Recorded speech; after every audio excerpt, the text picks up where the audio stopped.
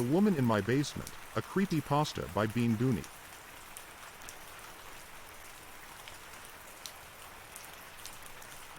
Never ever go near the basement at night. Stay in your room until the sun comes up. That's what my mother always told me. I never thought much of it. Growing up, I never experienced anything out of the ordinary down there during the day. Just the occasional bump behind the walls and a few bad smells. Elle brushed it off as nothing but rats. Our basement was spacious, so it wasn't of surprise that those gross rodents made a hidden nest in there. My mother's mental and physical health had declined rapidly, so I moved back into my childhood room to take care of her, which was on the second floor across the hall from hers. She kept my room the same as it always was, besides boxes of things she'd been storing in there. I moved those boxes into the attic and moved my own things into the room. It was always a happy home. But something in the air felt different from before. Almost like something there was trying to suffocate you and drain your happiness. The world felt less colorful there now. It was getting late, so I told my mom good night and went back to my own bed. I always made sure to lock my bedroom door at night out of habit, since my mom always made me. I fell asleep swiftly, like something snatched me out of consciousness and into a dream. It wasn't a regular dream. It felt like it was being controlled. Like something wanted me to see something. I was an 8-year-old kid again, living in this house. I was a curious child sneaking out of bed to explore the house, since my mother never let me at night. I slowly and cautiously opened my creaky bedroom door, making sure I wouldn't awaken her. The room on the other side was somber. I crept down the stairs and tiptoed my way to the kitchen to find a flashlight. Everything looked and felt different in the darkness. The air felt disturbed, and the shadows of the room danced behind the illumination of my newly found flashlight onto the lavender kitchen walls. There was a disgusting smell coming from down the hallway. It was something comparable to rotting meat. The smell almost made me retch as I came closer to the source. The door leading to the basement was ajar, and the scent seemed to be coming from down there. I was hesitant to completely open the door. I stood there for a moment with my shirt covering my mouth and nose to mask the smell. I finally found the courage to make my way down the stairs. Halfway down, I started hearing faint, incoherent whispers, and the smell seeped through the cloth covering my face even worse than before. There was a very dim, dancing light creeping from around the corner. I made a right turn when I reached the bottom of the stairs. The room was now very warm, as if a fire were burning. In the middle of the room there was a massive crack in the concrete that glowed a dim shade of blood orange. There was a wooden Ouija board centered on top, and 5 lit, red candles circling it on the floor. I looked closely to the corner of the room and saw a shadowy figure. Fear and curiosity made me shine my light towards the figure. A woman was hidden in the room, standing there facing the corner. The rotten smell was now close to unbearable, and the whispering was coming from where she stood. The woman had no clothes on. Her skin was gray, wrinkled, scabby, and slimy. Her hair was a very dark shade of auburn and held thinning patches. The light from my flashlight alarmed her, and she slowly turned around. Her eyes were the blackest of black. The only light in those dark, glossy eyes was from the reflection of my flashlight. She grew a smile stretching from ear to ear, with her teeth being dark yellow and decaying. She stretched her arms out and deliberately started limping towards me. She began smiling more maliciously than before and cackling at me. The weak joints in her knees made her legs twitch and bend. I could hear the bones cracking and popping as she moved. I was frozen. I couldn't believe what was happening. I backed up as fast as my heavy legs could move while they were weighed down by fear. I was too frightened to take my eyes off of this ravenous thing. I snapped myself out of the panic-induced trance, turned around and ran. I made it to the top of the steps. As I glanced back for the last time before closing the door, I could hear her croaking. She was crawling up the stairs, twisting and bending her arms and legs. Still smiling at me with that damn smile. I slammed the door and felt a hand grip my arm from behind. It was my mother. I woke up sweating and trembling. I checked my phone. It was 3:13 a.m. I couldn't fall back asleep for the rest of the night. I read a book for the rest of the night. In the morning, I asked my mom if she had ever experienced anything strange down there. She immediately frowned and asked, "Did you leave your room last night?" "No," I said. "I was just thinking of what you always told me about the basement." She firmly grabbed both of my shoulders and reminded me, "Please don't ever go down there at night." I was too afraid to go anywhere near there after that dream. I couldn't get what I saw out of my mind, so I decided to go dig through the boxes that I moved into the attic to distract myself. It kept me busy as well as being as far away from the basement as possible. I didn't find much at first. Just old pictures, toys, and things from school. One box caught my eye after a while of looking. It was hidden amongst others near the attic window. It was a brittle wooden box with a dull indented bronze lock securing it. I went looking for anything I could use to open it. I couldn't find a key, so I resorted to using a hammer to break the lock. My heart stopped when I saw its contents. It was the Ouija board from my dream. I asked my mom about the box and she said that it was here when we moved in. It was obviously locked up with good reason. I decided that I would burn it after she fell asleep. I didn't want anything related to that dream near my mom and I. It's 9:37 p.m. I tucked my mother into bed and she's now asleep. It's time to rid the house of this thing. I prepared the fireplace with wood and lit it. I stoked the fire until it was large enough to burn the board. I tossed it into the flames. The smoke turned jet black, just like the eyes from the woman in my dream. The crackling of the wood made the same sounds of its bones cracking. Was this just paranoia and lack of sleep causing the similarities? I felt uneasy, but I knew I had to burn it. I waited until the fire burned out and went to bed. I slept well knowing that thing was gone. I was awoken at 3:13 again. I heard my mom calling my name. I knew she most likely needed some water or help getting up to use the bathroom, but something seemed off about her voice.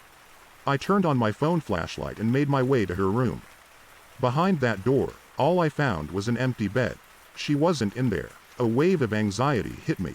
Where could she be? Could her mental illness be getting so bad that she's wandering around the house? Or is something more sinister going on? No. Whose voice was calling me from her room? She was too slow of a person to simply disappear moments after I heard her voice. I took a deep breath and told myself she just got up by herself. I went looking for her. I checked her walk-in closet in the upstairs bathroom. She's nowhere up here. The house is pitch black. How could she move around by herself in this darkness? Bang! I heard loud clashing coming from the kitchen. I warily walked down the stairs. Mom? I thought I heard a faint cackling. It must be my imagination. After all, I have been on edge since that nightmare. I arrived to the kitchen. There were broken dishes and silverware scattered all over the floor, and the sink was overflowing with water as the faucet was turned on completely. My anxiety became overwhelming then. I have to find my mother. Where could she be? My immediate thoughts led towards the basement, but I told myself I'd never go down there. After more investigation, I found wet footprints leading down the hall and anxiously followed them. They led right to the basement door. My worst fears are becoming a reality. My heart began pounding against my chest. I took a few more deep breaths to calm myself. That's when it hit me. That horrid stench from the nightmare. It was back. I stood there panicking. Many thoughts raced through my mind at once. Did burning that board release the creature from its captivity? What if that thing has my mom? All I knew is that I needed to find her. I can't let it claim her life. I slowly twisted the doorknob and opened the door. The smell was definitely coming from in there. There was no light and the only noise was coming from the washing machine. Why was the machine on? Did she soil herself and try to wash her clothes? A hard object rattled loudly in the washer. I stopped the load and opened it to find out what this sound was. Her clothes were in there. They were filthy, bloody, and smelled horrible. There was something hard rectangular wrapped in them. I unraveled the bundle of clothes and immediately dropped what I had found onto the floor. There were two objects. The first was the Ouija board. It was somehow still alive, covered in scorch marks and missing a few corners. The second item was a planchette. Moments later, something in the dryer started moving. It sounded almost alive. Thumping and scratching noises were rapidly coming from in there. I'm far beyond thinking there are just rats down here now. I backed away from the machines. The dryer door was slowly pushing itself open. The smell grew much worse at that moment. I couldn't see anything in the machine. I picked up the planchette and held it to my eye, pointing it towards the event. The first thing I laid my eyes upon was a wrinkly, slimy hand coming out. Its skin was gray with the slightest tint of green. Its fingernails were long and brown, looking very sharp but brittle. It began crawling out of the small door. The joints in its arms popped back into place as it became able to stretch from the cramped space. That's when I saw it. That same damn smile. Those same yellow, sharp, chipped teeth that longed to taste me. Blood surrounded the corners of the demon's mouth. I could see its intentions through its evil, black eyes. It wanted to make me its prey. It wailed as it struggled to release the rest of itself from that tight container. I ran for the stairs. As I tripped on the steps, my phone slipped from my hand. It tumbled down to the bottom of the steps. The flashlight shone towards the ceiling. The creature crawled over it, shaking and trembling as its frail limbs moved. It was laughing at me. It moved with speed, as its hunger overrode its weak, rickety body. I had to find my mom. There was only one place left that she could be hidden, the attic. Her legs are weak, but it's possible that she could have climbed the steep stairs to flee. I had to find my way there, even if I no longer had a light. I hustled to find another source of light. I slipped on the puddle in the kitchen, landing on the broken dishes. The shards sliced my leg, leaving fragments in the cut. I grabbed one of the kitchen knives from the floor and stood up. As I turned on the kitchen lights, I peered back down the hall and saw that thing creeping up the top of the basement stairs. I needed to get upstairs no matter what.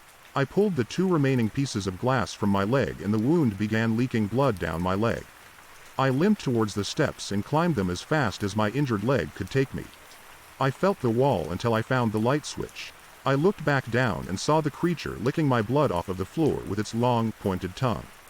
Its expression was now filled with lust as it saw me witness its snack. I felt something hit my arm. It was blood leaking from the ceiling above. Thunk. I made my way for the attic stairs, disregarding my injury and its pain. "Mom, are you in here? Mom?"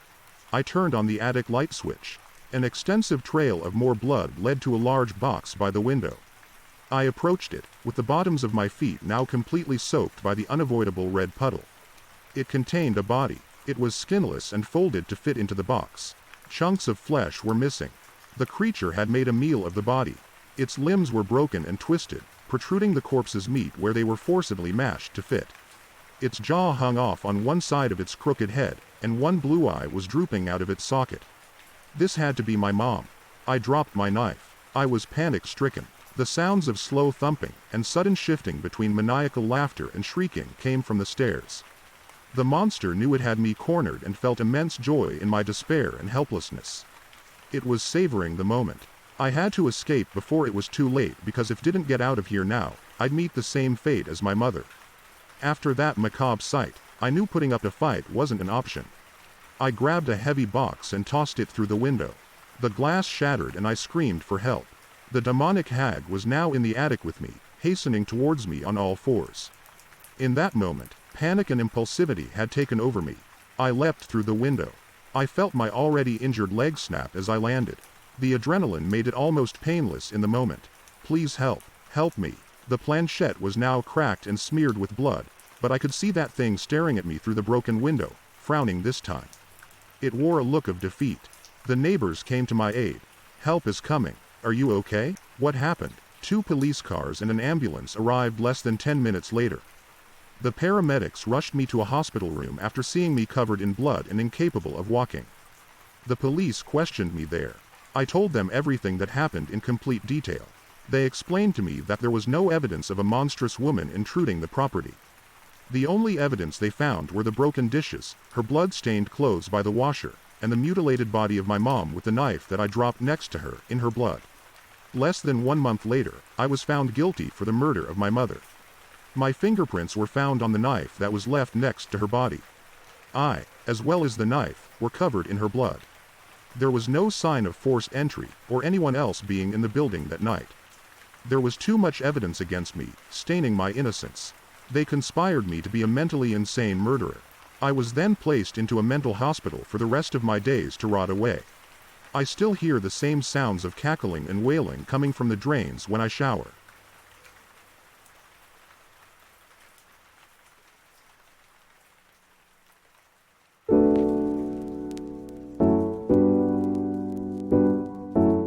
Thanks for the support. Like, comment and subscribe. Connect with me on Instagram, Twitter or TikTok.